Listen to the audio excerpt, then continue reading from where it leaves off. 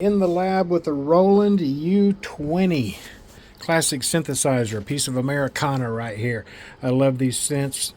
Beautiful sound. Of course, I'm a big Roland fan. You could probably tell if you saw my rack. Huge Roland fan. So I don't see a lot of information about the U-20 out there and people that are working on these things. There's a couple of gotchas on this board I wanted to point out. Again, I don't see the information out there, and I thought it'd be worthwhile to at least have something out there. And you may disagree with the way I do things, but to each their own. I've worked on classic synths for a long time, and I've got quite a few in queue now that I'm going to be working on. I get these things, I fix them for other people, or I purchase them and I fix them, and I either sell, use, or donate. And I've been doing that for quite a long time. So anyway, I thought I would go ahead and put this out there because I'd like to see these things be revived, not end up in the trash. So here's the common got you on this particular board is this ribbon cable here and this ribbon cable right here. You want to make sure that you are very careful to not break, fold, spindle, or mutilate. That is a difficult piece to find. I think if I had to repair a broken one, I think what I would end up doing is probably just fabricating one myself and going about it a different way. But that's an awful lot of work. I know the board isn't going for a whole lot of money, maybe a couple of $100 now, but man, this is a piece of classic gear, and I just would hate to see it thrown out or end up in a landfill or something. Highly unlikely that would happen, but anyway, I'm doing my part to keep these things alive. So in this particular board here, that is the big gotcha right there, those ribbon cables. Well, they're notorious. And these things right here, be careful with those. Sometimes you take something off, you can't get it right back on. So when they fabricated this board in the factory, they put the keybed in first. So if you're going to take the keybed out to work on it, the proper way to do that would be to take all these screws out along the back. Take the screws out that are holding these boards in place. Make sure they're movable. And then you ease the board out, and you will angle it this way. Just kind of swing it out. And be very careful not to put any tension on these. Watch them the whole time. Your eyes should be on these at all times. Make sure there's no stress at the point where it joins onto the PCB right here. Just be very careful with these. That ribbon cable is, like I said, difficult to replace. So swing it out, and then you can roll the keybed up. I prop it on items here just to keep it from doing a scissor on the ribbon cable here. So I've got stuff propped up there just to kind of hold it in a safe position while I work on it. I will also say this: if you get one of these keyboards, and this is not just true to the U-20, but just about any other keyboard out there from that era especially. If you get a keyboard and the key is like this at rest, meaning the spring is gone, don't even plug it in, do not turn it on. The reason why it's hanging down like that is because the spring has dislocated from where it goes. The position of the spring for this is right here. You tuck it under this lip. Actually, I've got that backwards. Here you go. You tuck it under here, and then these little feet here just go into those holes right there. You push it in, you put your key on top of that, you're good to go. That's usually the problem. But if you get a board and that one key is just kind of hanging out like that, and test them to make sure. Don't even turn it on, don't plug it in, because that spring is probably somewhere it shouldn't be. And it could be over here. It could be shorting here, whatever. That is spring tension steel. It is certainly conductive, obviously, and the worst case scenario is it ends up like right over here. Oh, that'd be bad. So make sure that you open it up and get a counting of these springs. In this case, I got 4, 1, 2, 3, 4. So I know where my springs are. They're safe at the moment. So now I can turn it on and test it out. I turned it on and found out that none of the keys work. No sound on any key. If that's the case, then it is probably this connector on the U-20. This connector right here is bridged across here. It's putting downward pressure and holding that into place. It looks like it has moved a little bit as well, but not too much. Mainly this you'll find that this plastic piece that's bridged across here is probably bowed. I can actually feel the bow.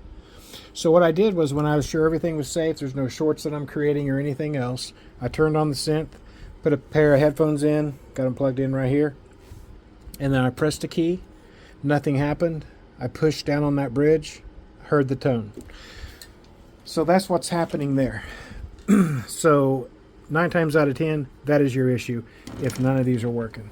There are other issues I'm not going to go into what could be happening. There are parts replacements required in order to fix those, but that is a very common problem right there. If you get the synth and you just have a couple of keys that are not working, and it's kind of random, or some keys are super loud no matter how soft you press, then you can check right here. These right here are your contacts. You got 2 contacts. When you press a key, one contact goes down first, and then the next, since it's higher up and it has further to travel, it will engage secondly. The difference of time between the first and the second one determines that 0 from 129, that value, to determine how fast, velocity sensitive key, how fast that key is being pressed, therefore how hard or how loud to play the sound. So that's how that works. And these are just, it's a silicone arrangement, and we have some carbon pads underneath there that will need to be cleaned. So all you have to do is take all the white keys off, then take all the black keys off. By the way, you just put a little pressure in the back, pull it forward, the key will slide forward, you can lift it up, take it off. Once you get the white, you take the black off, and then take all of these strips off, flip them over, and you can clean them with alcohol and a cotton swab or deoxo, whatever your favorite thing to use for that is. Put them back in the same order they were. Then put your black keys in, then put your white keys in, and test it real good before you reassemble. Once you've tested it and make sure it works, unplug, turn it off and unplug, wait a few seconds, and then start reassembly, just to avoid the potential of any accidents happening while you're putting these boards back in place, because they are all kind of loosey-goosey, hanging free right now. So just wanted to make a quick video to point out this is a very common problem with these boards. These are old. You know, they've hopefully made a lot of good music in their time, and they're still highly functional. And there's kind of a revival of the 80s sound, and Roland is right there in the mix. They have some of the best boards, in my opinion, and I enjoy playing them. I love working on them too. They're just, I just feel like I'm going back in a time machine when I used to work on these, and they'd call me to the studio, and I'd go in and sit down and start working on these things. So there you go. Also, I might point this out. I have my own little method of fixing this bridging issue, and I use shims. So I have a special little shim that I've made out of a thick straw. You can see there. I've cut it to just shy of the length of the width of that bridge, and all you have to do is slide this under the bridge on top of the ribbon cable very carefully with the bow side downward. When that's in there, then this is applying pressure.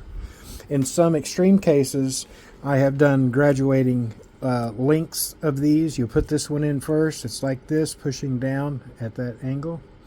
And then you can go right on top of that with another one if you need to, and just make it a little bit shorter than this, maybe about 1/8 inch on each side. Slide that in there. That'll put you a lot of pressure, and it will last a very long time.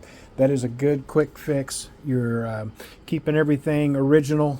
That's what we want to do as much as possible on these especially. And you're doing your part to keep a piece of rockin' 80s gear from ending up in a landfill somewhere. So I'm doing my part in keeping these alive. I'm surprised that there's not a whole lot of information on these, but hopefully that helps somebody. Just follow that instruction. If you see a key like this, don't even turn it on. Open it up, find the spring, clear everything up, then do your testing. If it's one key, it's contacts. If it's all keys, it's probably that bridge. And you can use my shim method to fix it, and that works quite well. All you need is a kind of a heavy straw. I got my straw. Oh, here it is. So there's the straw that I've used. And just cut a piece off of it, and then made this cool shim, and it works like a champ. every time. Not my first rodeo, and it does work, and it will last. While you got the thing open on some of these classic synths, go ahead and do a battery replacement. I prefer doing soldering on a battery holder, a button cell battery holder, onto the board, where you, especially where you have these companies that decided to solder a battery onto the board. I'm not going to mention any names, but you know, some companies actually solder the battery on the board. But yeah, we know how to fix that now, don't we? I hope this helps somebody. Y'all have a wonderful day. You can leave questions in the comments. I'll do what I can. I don't know everything, but I'll do what I can to help you out if you need it. Have a great day. Rock on.